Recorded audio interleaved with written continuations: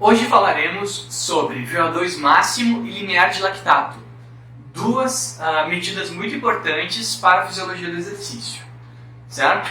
Vamos relembrar um pouquinho sobre o que é o VO2, certo? E o que é o lactato. O VO2 é aquela medida de consumo de oxigênio, ou seja, o quanto, durante um determinado exercício, eu estou consumindo de oxigênio para a minha rota metabólica aeróbia funcionar. Isso não significa que eu não esteja utilizando as rotas metabólicas anaeróbias, apenas que eu estou medindo o quanto a minha aeróbia está funcionando, simultaneamente as minhas rotas anaeróbias. Isso é o que significa o VO2, né? E ele vai representar o que? A nossa capacidade de absorção, transporte e utilização do oxigênio no nosso corpo, né? Absorção realizada pelas vias aéreas, transporte realizado pelo sangue via hemoglobina e utilização das mitocôndrias nas células musculares, principalmente. Bom, esse é um aspecto importante. Bom, o outro conceito importante que é da gente relembrar é o lactato. Bom, o que é o lactato, gente? O lactato ele é um subproduto resultante da rota metabólica anaeróbia láctica, que é aquela rota da glicólise anaeróbia, né? A glicólise ela pode acontecer tanto como primeira etapa da rota metabólica aeróbia, quanto ser por si só uma rota metabólica anaeróbia, né? O lactato ele vai ser o resultado da quebra de um glicogênio, né? Que depois vira piruvato. Piruvato é transportado até a mitocôndria. Na mitocôndria esse lactato é convertido, esse piruvato é convertido em ácido lático e depois na corrente sanguínea isso diluído nós conhecemos como lactato. O lactato ele tem uma característica interessante, que ele vai diminuir o pH do sangue, né, ao liberar seus hidrogênios, quando ainda ácido lático, e ele é um bom indicativo de que a nossa neoglicogênese não é suficiente, né? O quanto de lactato eu tenho na minha corrente sanguínea é um bom indicativo de que a minha neoglicogênese está sendo suficiente ou não. Lembrando que neoglicogênese é quando eu vou reutilizar esse lactato, eu vou remover esse lactato da corrente sanguínea e utilizar ele para a produção de novos glicogênios. Bom, mas também ele vai representar o quê? Que eu estou utilizando a minha rota anaeróbia em prevalência a minha rota metabólica aeróbia. Nós temos que lembrar que o nosso corpo sempre prefere utilizar a rota metabólica aeróbia. Por que ele tem essa opção de utilizar a rota metabólica aeróbia? Porque a aeróbia é mais econômica. Do ponto de vista evolutivo, é muito mais interessante utilizar a rota metabólica aeróbia, que é mais econômica, que produz mais energia, né? Que pode utilizar uma série de combustíveis, então ela é mais versátil do que usar uma rota anaeróbia, que diminui o pH sanguíneo, atrapalha outras reações e é muito pouco eficiente, né? Temos que lembrar que a nossa espécie é a mesma há 100 mil anos, né? O Homo sapiens, nós somos o mesmo que vivia lá na savana, né? Que não tinha shopping center, que não tinha supermercado, então conseguir alimento era muito difícil. E usar a rota metabólica anaeróbia não é interessante para o nosso corpo, porque assim eu vou estar desperdiçando minhas moléculas preciosas de glicogênio da minha alimentação, né, para produzir energia em pouca quantidade, 3 ATPs na rota metabólica anaeróbia via glicogênio. Enquanto na rota metabólica aeróbia eu produzo mais de 30 moléculas de adenosina trifosfato a cada ciclo completo de glicólise, ciclo de Krebs e cadeia de transporte de elétrons, né? Então, nós temos aqui dois caminhos e o nosso corpo tenta optar por utilizar sempre a rota metabólica aeróbia, né? E é isso que nós vamos ver agora, como que essa relação entre as duas rotas é importante para que nós compreendamos o exercício e tenhamos medidas importantes para medir o rendimento de um atleta, certo? Vejamos aqui esses dois gráficos. Então, aqui eu tenho um gráfico de VO2, então mililitros por quilograma minuto, e um de lactato em mililitros por litro. Esse gráfico aqui ele está apresentando a minha concentração de lactato no sangue, né? Então aqui eu faço o lac entre chaves, assim, que indica a concentração. Nesse gráfico, na parte inferior nós temos velocidade, da mesma forma que nesse, e aqui eu tenho o percentual do meu VO2 máximo, que é a primeira coisa que a gente vai encontrar aqui, tá? Esse eixo horizontal significa que essas duas coisas aqui andam juntas, tanto o VO2 máximo quanto a intensidade do exercício costumam andar de uma forma muito aproximada, certo? Como assim? Bom, vamos pensar que nós estamos em repouso, né? Ou seja, a nossa velocidade aqui é igual a zero. Durante o repouso, o meu consumo de oxigênio tem uma certa medida, né? Ele tem um valor ali de 10, 20 mililitros por quilograma minuto. E conforme eu começo o meu exercício, esse meu VO2 aumenta, né? O meu VO2, o que é? O meu consumo de oxigênio. O exercício ainda é muito leve, é um exercício fraco, mas o meu consumo de oxigênio aumenta. É importante destacar que esses dois exercícios aqui que nós estamos vendo são exercícios incrementais.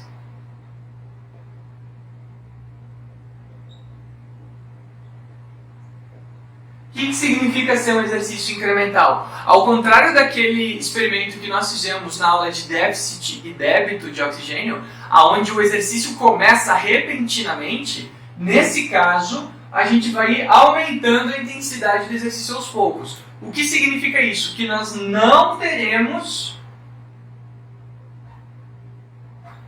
um déficit de oxigênio significativo. Tá? Sim, o consumo de oxigênio ele tem um certo delay para ser aumentado com relação à realização do exercício. No entanto, no começo desse exercício aqui nós não teremos um déficit de oxigênio significativo, ok? O que vai acontecer? Bom, eu vou ir aumentando, estou numa esteira, por exemplo, agora 2 km por hora. Uma caminhada muito lenta, né? Bem suave, né?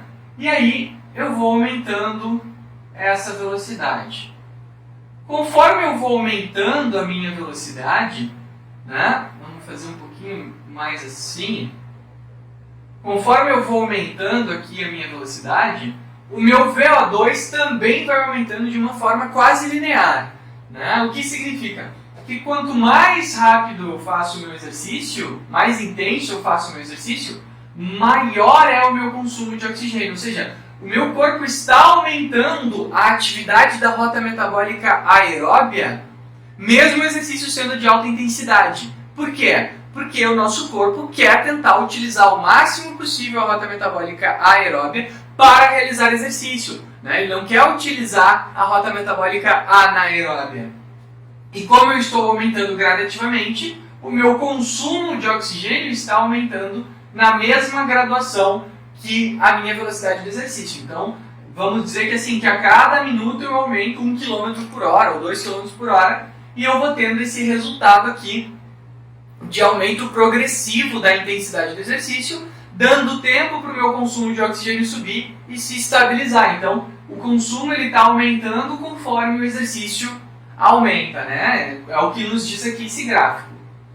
No entanto, vai chegar um momento, por exemplo, aqui por volta dos 14 km por hora, né? Então, vamos dizer aqui que nós fomos aumentando velocidade por velocidade, aqui nos 14 km por hora aproximadamente, né?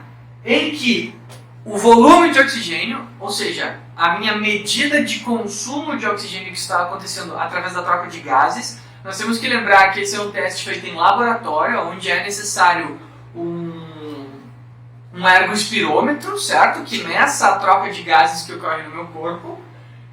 E a partir dali, conforme eu aumentava a minha velocidade, olha só, gente, eu aumentei para 14, 16 e fui continuando. Conforme eu aumentava a minha velocidade, o meu consumo de oxigênio travou, não sobe mais. O que significa isso, gente?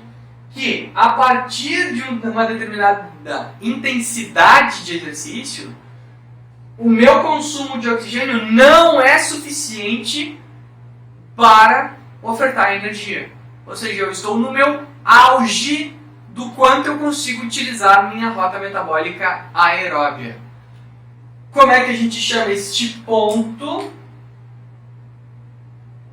Nós chamamos esse ponto de VO2 máximo.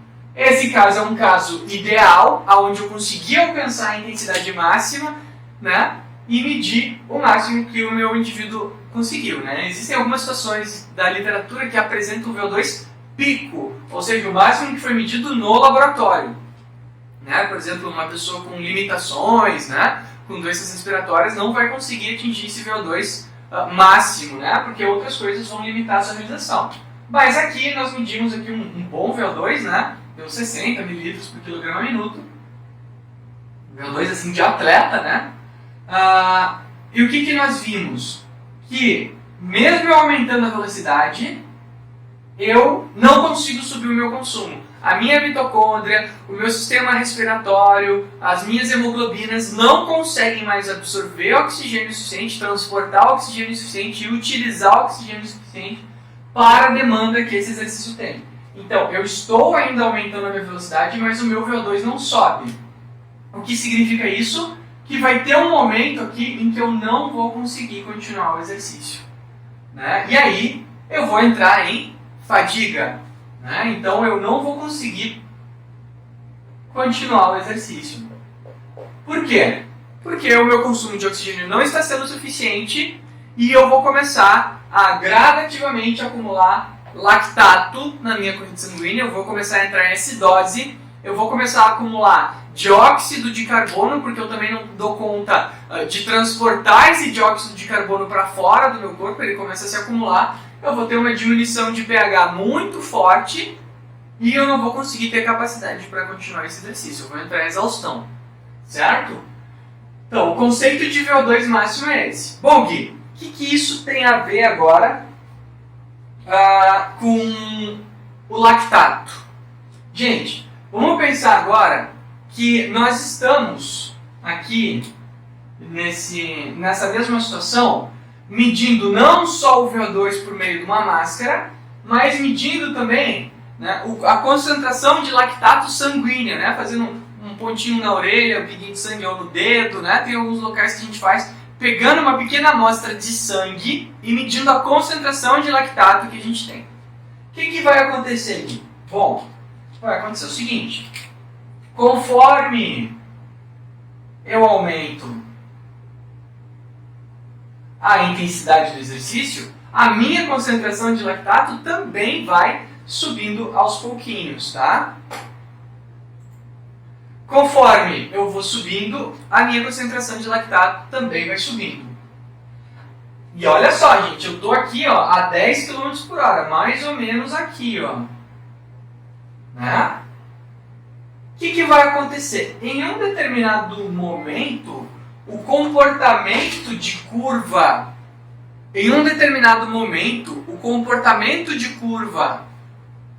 do lactato com relação à velocidade vai mudar. Aqui vocês podem ver que se eu desenhasse uma tendência, ela continuaria assim. Mas em uma determinada velocidade de exercício, em cada pessoa isso vai ser diferente, ela vai mudar a inclinação dessa curva. E vai começar a subir exponencialmente. O que isso significa, gente? Que, vou fazer um pouquinho menos inclinado aqui, né? Até o 16 km por hora aqui, que foi quando eu fadiguei. Aqui. O que isso significa, pessoal? Que aqui nesse trecho, do 0 ao 10 km por hora, né?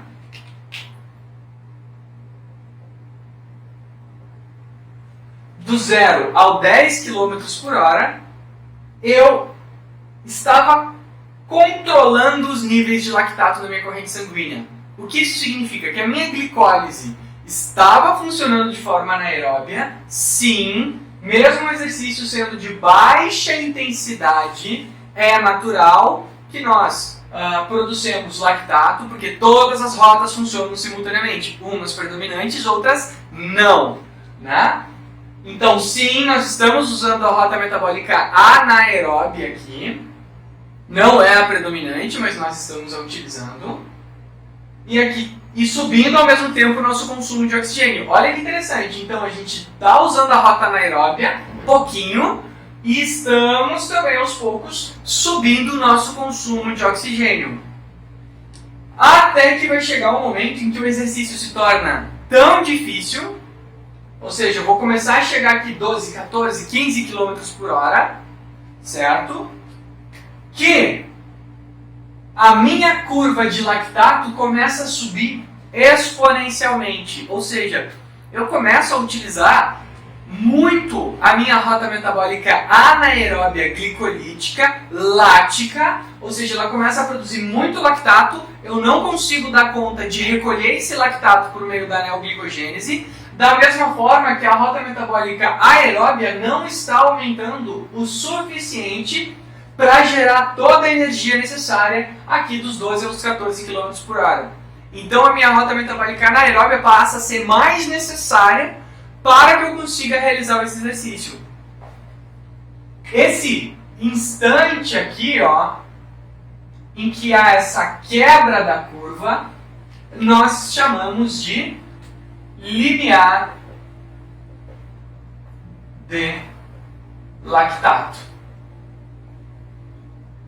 Por que limiar de lactato? Porque é o limite em que o comportamento de lactato muda, representando um dado fenômeno. Qual fenômeno?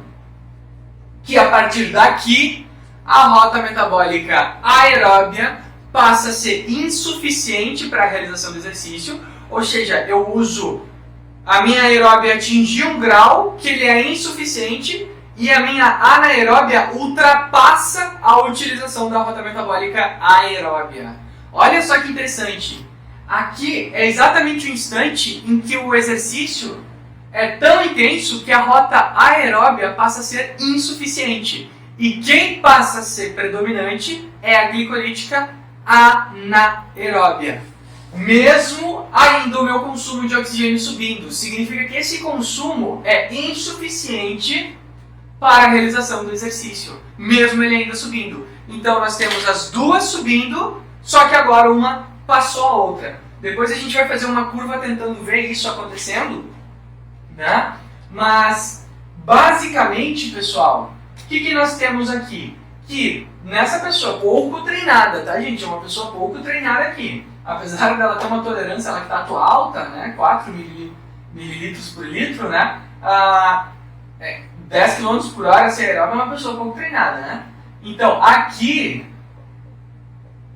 a rota metabólica predominante é aeróbia, mesmo a anaeróbia subindo a sua participação, a aeróbia aqui é predominante, ou seja, a anaeróbia está funcionando, porque eu estou liberando lactato na minha corrente sanguínea, mas o meu consumo de oxigênio está dando conta.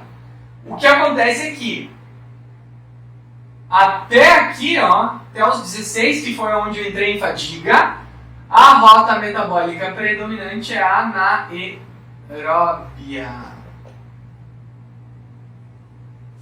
Então, agora, o que nós sabemos? Que este indivíduo, ele consegue ativar a sua rota metabólica aeróbia de maneira predominante apenas até os 10 km por hora. O seu consumo máximo de oxigênio é atingido aos 14. No entanto, aos 14 km por hora, a rota aeróbia não é mais a predominante. A predominante é a anaeróbia, né? E a minha exaustão vem quando eu atinjo lá um limite, né, de concentração de lactato dentro do sangue, em que eu não aguento mais a realização do exercício, a minha acidose sanguínea está muito alta, né?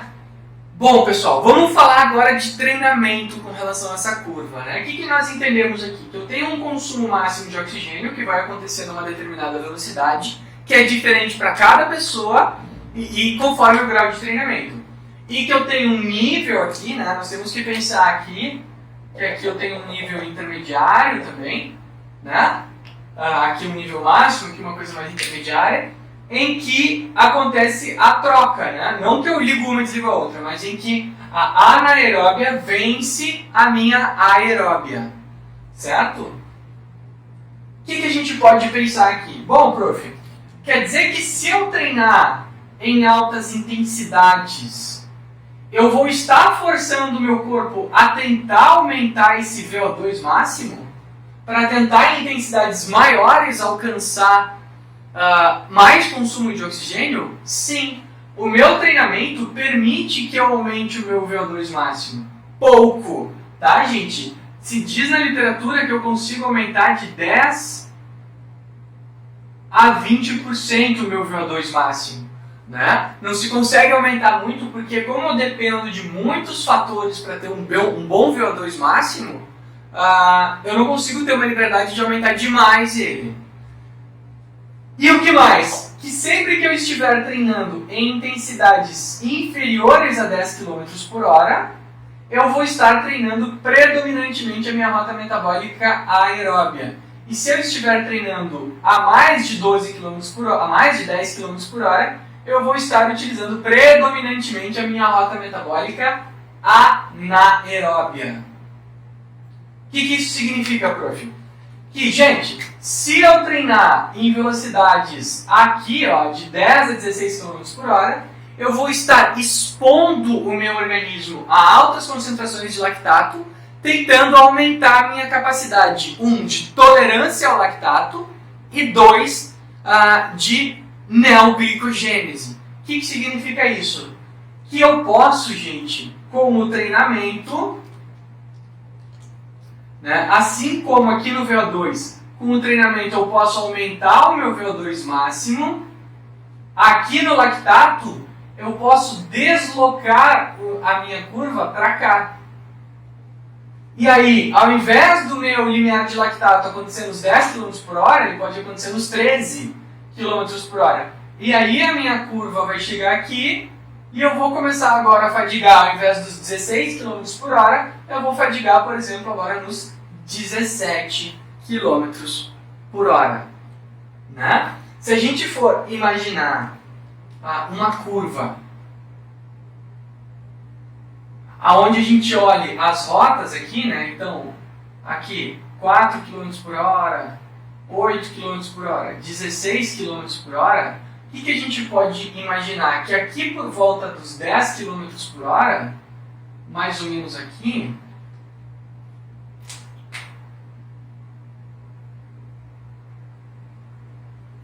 a minha rota metabólica anaeróbia passou a superar a aeróbia.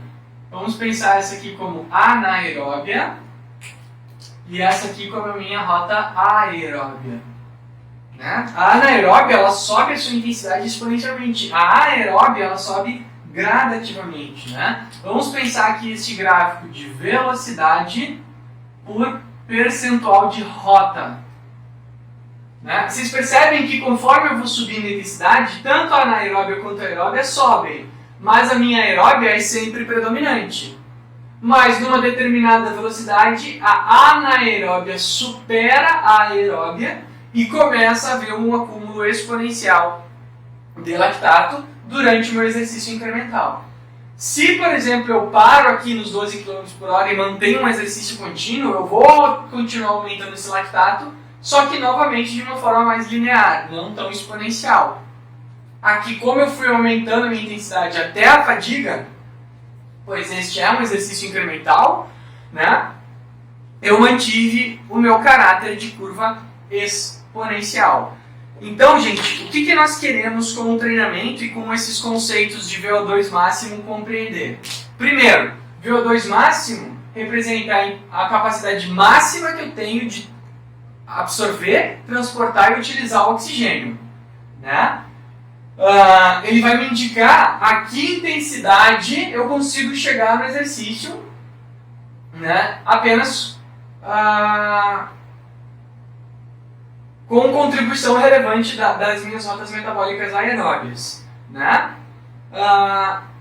O limiar de lactato vai me dizer o quê? Quando a rota anaeróbia supera a aeróbia. ou seja, quando o meu lactato tem um comportamento e ele é superado. Bom, o que essas medidas vão me indicar? Aqui, por exemplo, 2 ml por litro de lactato, né? No seu limiar. E outro atleta tem 4. Significa que este atleta tem maior tolerância à fadiga. O que significa isso? Que durante o exercício, por exemplo, jogar futebol, onde eu tenho um exercício contínuo, mas em vários momentos eu tenho que fazer momentos de explosão, onde eu tenho que fazer um exercício de alta intensidade, o que vai acontecer? O atleta que tiver a sua curva de lactato mais deslocada para esse lado, né, para os altos valores aqui de intensidade, vai ser um atleta mais tolerante à fadiga, né? Em altas intensidades ele não vai se prejudicar tanto.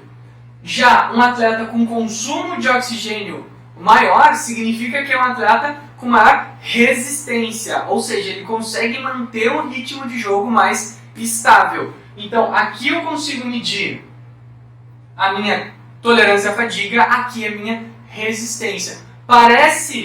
São conceitos muito parecidos, mas vamos pensar que VO2 máximo determina quem ganha uma maratona. Limiar de lactato não determina quem ganha uma maratona. Né? Limiar de lactato vai favorecer nesses esportes em que tem alternância entre rotas metabólicas. Uma maratona eu tento permanecer sempre na aeróbia. Então, me diz qual a minha resistência, o quão continuamente eu consigo manter um determinado ritmo de jogo, e esse aqui me diz o quão capaz eu sou de suportar explosões durante o jogo, mesmo tendo que parar um pouquinho para descansar no meio dessa partida. Então, vocês como futuros avaliadores ou treinadores têm que compreender esses dois conceitos. Estou disposto a ouvir dúvidas. Em breve nos veremos para revisar essa aula, tá? Um abraço.